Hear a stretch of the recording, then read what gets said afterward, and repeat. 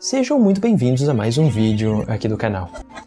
Atualmente é bastante comum encontrarmos muitas pessoas que acreditam que a Igreja Católica foi fundada ou então se originou a partir do quarto século, seja com Constantino a partir do Concílio de Nicéia do ano de 325, ou ainda nas décadas finais do quarto século com o imperador Teodósio, mas especificamente a partir do Édito de Tessalônica, que foi responsável então por fazer com que o cristianismo se tornasse, a partir deste momento, a religião oficial do Império Romano. No entanto, ambas estas ideias de dizer de que o catolicismo surgiu no quarto século, elas simplesmente não têm nenhum respaldo nas evidências históricas. Para nós compreendermos a história do catolicismo e as origens da Igreja Católica, nós temos de ainda voltar muitos e muitos anos antes de Constantino. Nós temos de voltar mais de 200 anos antes, ainda no início do período pós-apostólico da Igreja, mais especificamente com um dos escritores mais proeminentes da Igreja nessa época, que foi Inácio de Antioquia. Inácio de Antioquia também aqui eu considero, para aqueles que tiverem oportunidade de observar suas cartas, que contém uma riqueza de informações muito preciosas para aqueles que querem conhecer a respeito da história do cristianismo pós-apostólico. Ele escreve diversas cartas a vários cristãos que se encontravam nas diversas regiões já do Império Romano e nos traz então essas informações sobre como estava sendo o desenvolvimento destas comunidades cristãs. E mais especificamente para o nosso estudo de hoje sobre a origem da Igreja Católica, uma destas informações que Inácio de Antioquia nos traz é mais especificamente em sua carta aos cristãos de Esmirna, então a sua epístola aos esmirnenses no capítulo 8º. Vamos então aqui fazer uma pequena leitura dela para ver o que nos informa a respeito da Igreja Católica.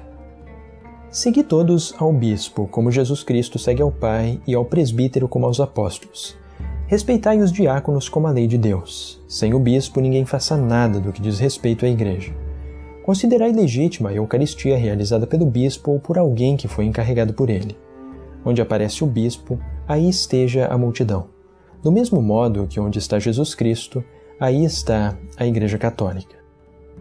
Algo muito interessante, então, sobre esta carta ou epístola aos esmirnenses é que nós temos a primeira evidência na história do nome Igreja Católica. E aqui nós estamos no período pós-apostólico, estamos aqui por volta do ano de 110 da Era Comum. Então, o Novo Testamento, talvez até algumas das epístolas, como por exemplo 2 Pedro, que nós temos no Novo Testamento, talvez nem tivesse sido escrita ainda, porque 2 Pedro foi a última epístola que nós encontramos no Novo Testamento. Provavelmente foi concluída por volta do ano de 125, talvez então depois ainda de Inácio de Antioquia. E nós observamos aqui claramente que nós temos o nome Igreja Católica. E também já temos uma certa estrutura por episcopos, que são então traduzidos comumente por bispos, que determinam então a liderança para os cristãos. Os cristãos eles não estariam unidos ou não estariam então se aproximando de Jesus Cristo se não fosse pelo intermédio do bispo e também da Eucaristia oficializada pelo bispo. Isto é algo muito interessante que também fará parte da Igreja Católica, como ela ainda o faz nos dias de hoje.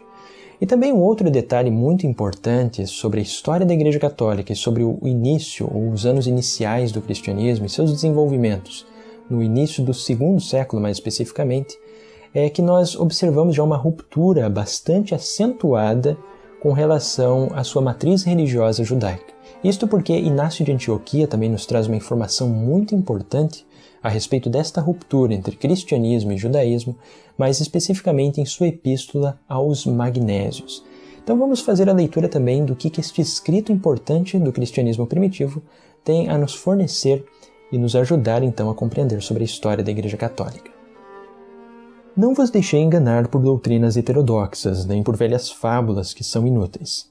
Com efeito, se ainda vivemos segundo a lei, admitimos que não recebemos a graça. Aqueles que viviam na antiga ordem das coisas chegaram à nova esperança, e não observam mais o sábado, mas o dia do Senhor, em que a nossa vida se levantou por meio dele e da sua morte. É absurdo falar de Jesus Cristo e ao mesmo tempo judaizar. Não foi o cristianismo que acreditou no judaísmo, e sim o judaísmo no cristianismo, pois nele se reuniu toda a língua que acredita em Deus. Meus caríssimos, não vos escrevo isto por ter sabido que alguns dentre vós se comportam desse modo.